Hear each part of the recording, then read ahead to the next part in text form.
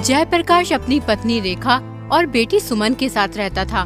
जयप्रकाश का गांव में बहुत सम्मान था। सब गांव वाले उसकी बात मानते थे। उसके सामने बोलने की किसी की हिम्मत नहीं होती थी। एक दिन रेखा अपनी बेटी सुमन से कहती है, बेटी, तू शादी क्यों नहीं करना चाहती है? तेरे पिताजी तेरे लिए कितना परेशान रहते हैं और एक तू है जो शादी करने के लिए तैयार ही नहीं है। आखिर क्या वजह है इसकी? माँ, अगर तुम इतना कह रही हो तो मैं शादी कर लूंगी, लेकिन मेरी एक शर्त है। मैं शादी उसी लड़के से करूंगी जो मेरी हर बात मानेगा। अगर ऐसा कोई लड़का है तो मैं उससे खुशी खुशी शादी कर लूंगी। अब ऐसा लड़का मैं कहाँ से ढूंढ कर लाऊं तेरे लिए? मेरी बेटी, एक बात हमेशा ध्यान रखना, पत्नी को पति की हर बात माननी चाहिए। और एक तू है, उल्टा रिवाज चला रही है।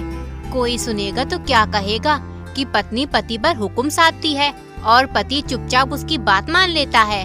देखो माँ, अगर तुम मेरी शर्त नहीं मानोगी तो मैं कभी शादी नहीं करूँगी, चाहे कुछ भी हो जाए। किसी तरह ये बात गांव के जमींदार के आलसी बेटे के कानों तक पहुंच गई। ये बात सुनकर उसे बड़ा आश्चर्य हुआ। उसने सोचा, ये कैसी अजीब शर्त है? मैं इस लड़की का घमंड चकनाचूर कर दूंगा। मैं भी आज कसम खाता हूँ, इसी लड़की से शादी करूंगा और कभी इसकी बात नहीं मानूंगा, चाहे जो भी हो जाए। अगले ही दिन कमलेश अपनी माता के पास गया और कहने लगा, माँ, मैं जयप्रकाश की बेटी सुमन से शादी करना चाहता हूँ। क्या हो गया है बेटा तुझे? क्यों मजाक करता है? कल तक तो तू शादी के नाम से मुंह बनाता था और आज एकदम शादी का ख्याल तेरे दिमाग में कहाँ से आ गया? चल मान ले, अगर हम तेरी शादी कर भी दे तो तू अभी कुछ करता धरता भी तो नहीं है। बीवी बच्चों का गुजारा कैसे करेगा? हम तेरा कब तक साथ दे सकते हैं? कभी न कभी तुझे कोई काम तो करना ही होगा। माँ, मैं अभी कुछ सुनना नहीं चाहता हूँ। मुझे बस शादी करनी है, वो भी जयप्रकाश की बेटी सुमन से। तुम पिताजी से बात करके जयप्रकाश के घर जाओ, उसकी बेटी का हाथ मांगने मेरे लिए। रुक्मणी अपने पति उदय भानु से कहती है, बेटा जवान हो गया है, तुम उसका विवाह कर दो, मुझे भी थोड़ी राहत मिल जाएगी। इतना बड़ा घर है, मुझसे इतना सारा काम नहीं हो पाता है। अरे भाग्यवान, तुम ये क्या कह रही हो? कमलेश तो कुछ करता धरता भी नहीं है, सारा दिन घर में यूं ही पड़ा रहता है। मैंने उससे कितनी बार कहा है कि खेतों पर जाओ, काम करो, मजदूरों के साथ मिलकर थोड़ी मेहनत वहनत कर लिया करो, लेकिन वो है कि सुनता ही नहीं। हमारे पास इतनी सारी जमीन है, अगर वो खेती का काम नहीं सीखेगा तो फिर जमीन पर खेती कैसे करेगा? अगर वो चाहता है कि उससे मेहनत नहीं होगी तो मेहनत मत कर, लेकिन खेतों पर जाकर मजदूरों को ही देख लिया करे। मजदूर सही से काम कर रहे हैं या नहीं कर रहे हैं, या समय ही पास कर रहे हैं। अब मैं अकेला कौन कौन सा काम देखूं? तुम सही कहते हो, लेकिन अभी वो नासमझ है। अगर हम इसका विवाह करा देंगे तो ये खुद ही काम करने की सोचेगा और इसका ये आलसीपन दूर हो जाएगा। कहे तो तुम बिल्कुल वैसे सही रही हो। तुम्हारी नजर में कोई लड़की है कमलेश के विवाह के लिए? हमारे गांव में जयप्रकाश जी रहते हैं, वो एक सम्मानित और अच्छे इंसान हैं। उनकी बेटी सुमन बहुत ही खूबसूरत और सुशील है। अच्छा, तुम जयप्रकाश की बेटी सुमन की बात कर रही हो? अरे जयप्रकाश तो बहुत ही अच्छा इंसान है, गांव के सभी लोग उसकी बहुत इज्जत करते हैं। हम कल ही जयप्रकाश के घर चलेंगे कमलेश के रिश्ते के लिए। तुम तैयारी शुरू कर दो। अगले दिन उदय भानु और उसकी पत्नी जयप्रकाश के घर पहुंच जाते हैं। अरे जमींदार साहब, कैसे आना हुआ? सब खैरियत तो है ना? हाँ जयप्रकाश जी, सब ठीक है। दरअसल हम यहाँ पर तुम्हारी बेटी सुमन का हाथ मांगने आए हैं, अपने बेटे कमलेश के लिए। हमें पता चला है कि सुमन बहुत ही शिक्षित और समझदार है। ये तो बहुत अच्छी बात है, आपने बिल्कुल सही किया जमींदार साहब। इससे हमारी दोस्ती रिश्तेदारी में बदल जाएगी। कुछ ही दिनों में सुमन और कमलेश का विवाह हो जाता है। शादी के 2-4 दिन के बाद कमलेश सुमन से कहता है, तूने अपनी माँ से कहा था ना कि तू उस लड़के से शादी करेगी जो तेरी हर बात मानेगा, लेकिन मैं कभी भी तेरी कोई बात नहीं मानूंगा। अब देखता हूँ तू कैसे मुझसे अपनी बात मनवाती है। कमलेश सुमन को बुरा भला कहने लगा, यहाँ तक कि मारपीट पर भी उतर आया। मैं आपकी पत्नी हूँ और आपसे ये आशा करती हूँ कि आप मुझे पूरा सम्मान दे। हमारे रिश्ते की मजबूती और खुशहाली के लिए बहुत जरूरी है कि आप मेरे प्रति आदर और समझदारी का रवैया अपनाएं। ये न केवल हमारे रिश्ते को बेहतर बनाएगा, बल्कि हमें एक मजबूत और खुशहाल जोड़ी भी बनाएगा। फिर भी अगर आप मेरे साथ मारपीट करना ही चाहते हैं तो मैं आपको ये अधिकार तब दूंगी जब आप खुद मेहनत करके पैसे कमा कर लाओगे अभी तो आप अपने पिता के धन पर ऐश कर रहे हो। तुम्हें क्या लगता है मैं पैसे नहीं कमा सकता? तो फिर ठीक है, अब मैं तब तक घर में नहीं घुसूंगा जब तक मैं खूब सारा धन न कमा लाऊं। कमलेश अपनी पत्नी से ये बात गुस्से में कह तो देता है, लेकिन बाद में वो सोचने लगता है, अरे मैंने तो अपनी जिंदगी में कोई काम ही नहीं किया, ऐसे में मुझे क्या काम मिल सकता है जिसे मैं कर सकता हूँ? एक काम करता हूँ, सुरेश से मालूम करता हूँ, उसने बहुत सी जगह पे काम किया है, वो मुझे कोई ना कोई काम के बारे में जरूर बता देगा।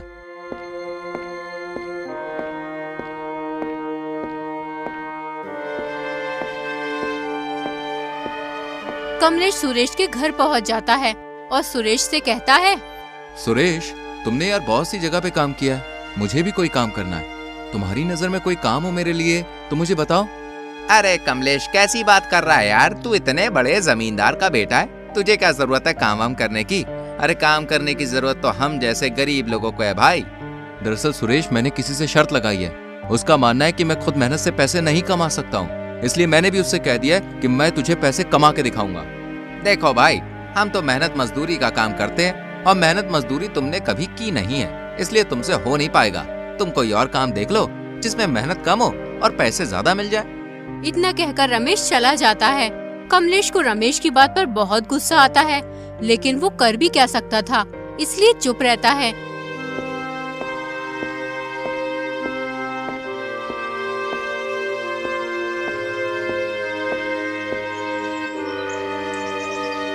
अब कमलेश बगैर किसी को कुछ बताए धन कमाने की तलाश में निकल पड़ता है।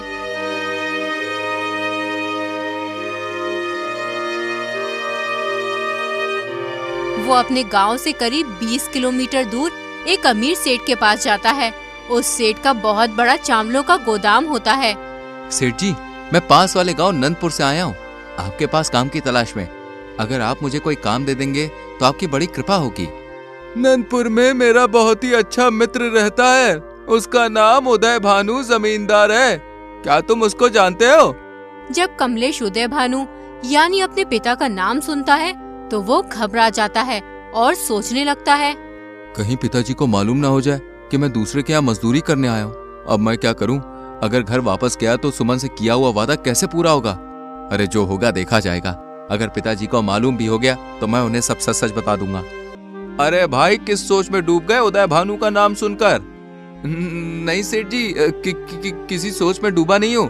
हाँ, मैं उदय भान जमींदार को जानता हूँ, बेचारे बहुत ही ईमानदार और नेकदिल इंसान है।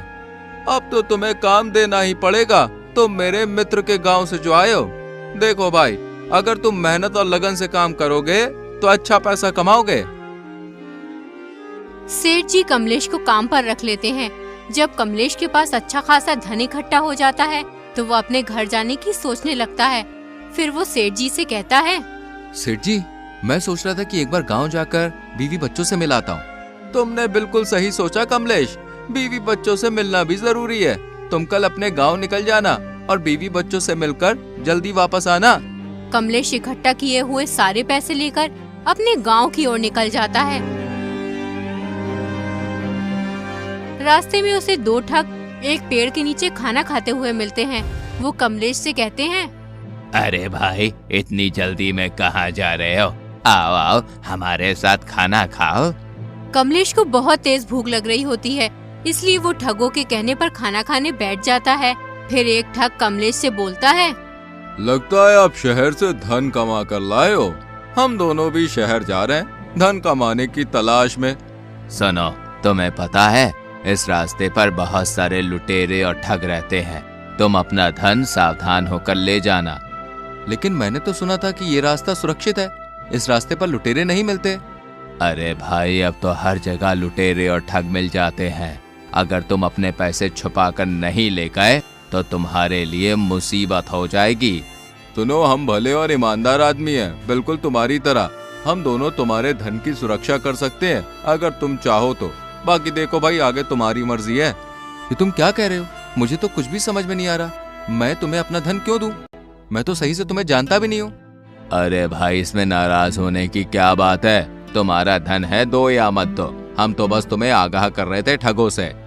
कमलेश सोचता है, देखने में तो ये दोनों ईमानदार लगते हैं। अगर इन्हें मेरा धन लेना ही होता तो ये मुझसे जबरदस्ती छीन भी सकते थे, लेकिन इन्होंने ऐसा कुछ नहीं किया।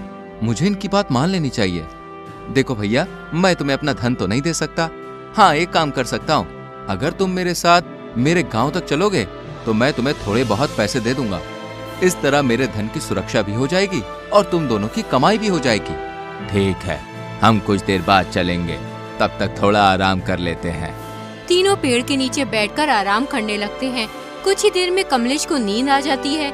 दोनों ठग कमलेश का सारा धन चुरा कर ले जाते हैं। जब कमलेश की आँख खुलती है तो उसे वो दोनों ठग कहीं भी दिखाई नहीं देते। तो वो हड़बड़ाकर अपना धन देखता है तो उसे धन भी नहीं मिलता है। इसलिए कमलेश बहुत परेशान हो जाता है। धीरे धीरे रात होने लगती है। कमलेश को दूर उजाला दिखाई देता है। वहाँ एक बुढ़िया का घर था। कमलेश ने बुढ़िया से कहा, मैं शहर से धन कमा कर लाया था। रास्ते में मुझे 2 आदमियों ने ठग लिया। मैं बहुत थका हुआ हूँ। क्या आप मुझे अपने घर में ठहरने के लिए थोड़ी सी जगह दे सकती हैं? बुढ़िया बहुत ही नेक दिल की औरत थी। उसकी कोई औलाद नहीं थी। उसने कमलेश को अपने घर में रुकने की आज्ञा दे दी। बुढ़िया एक छोटी सी चाय की दुकान चलाती थी, जिससे वो अपना गुजर बसर करती थी। कमलेश ने बुढ़िया की चाय की दुकान पर काम करना शुरू कर दिया। कुछ ही दिनों में बुढ़िया की चाय की दुकान काफी बड़ी हो गई। इससे खुश होकर उसने कमलेश को बहुत सारे पैसे दिए।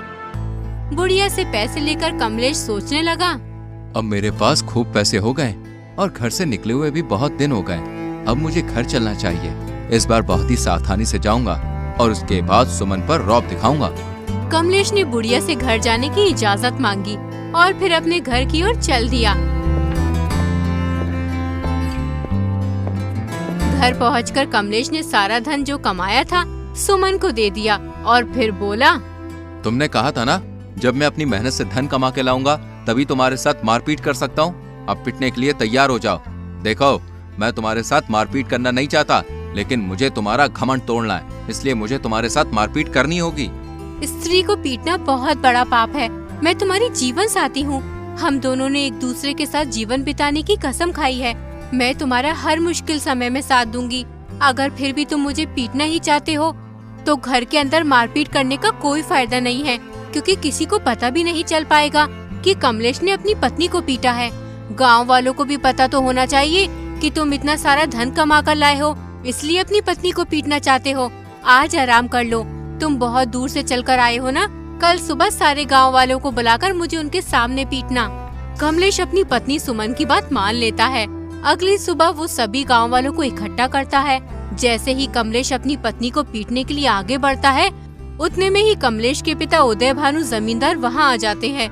बदतमीज नालायक, ये क्या कर रहा है? एक स्त्री पर हाथ उठा रहा है। क्या तूने इससे शादी से पीटने के लिए की? जानता भी है, जिस दिन से तू गया है उस दिन से एक दिन भी ये चैन से नहीं सोई है। हर वक्त तेरी याद में रोती रहती है, और एक तू है जो इस मासूम को पीटने के लिए तैयार है। भीड़ के सामने कमलेश शर्मिंदा हो जाता है। उसके दिल से सुमन के लिए नफरत मिट गई थी। उसे अपनी गलती का एहसास हो गया था। वो सुमन से माफी मांगने लगता है, यहाँ तक कि उसके पैरों में गिर जाता है। उसके बाद सुमन उसे उठाती है और बोलती है, तुम्हारी जगह मेरे पैरों में नहीं बल्कि मेरे दिल में है। उसके बाद कमलेश ने कभी सुमन से कुछ नहीं कहा और उसकी हर बात मानने। Subscribe.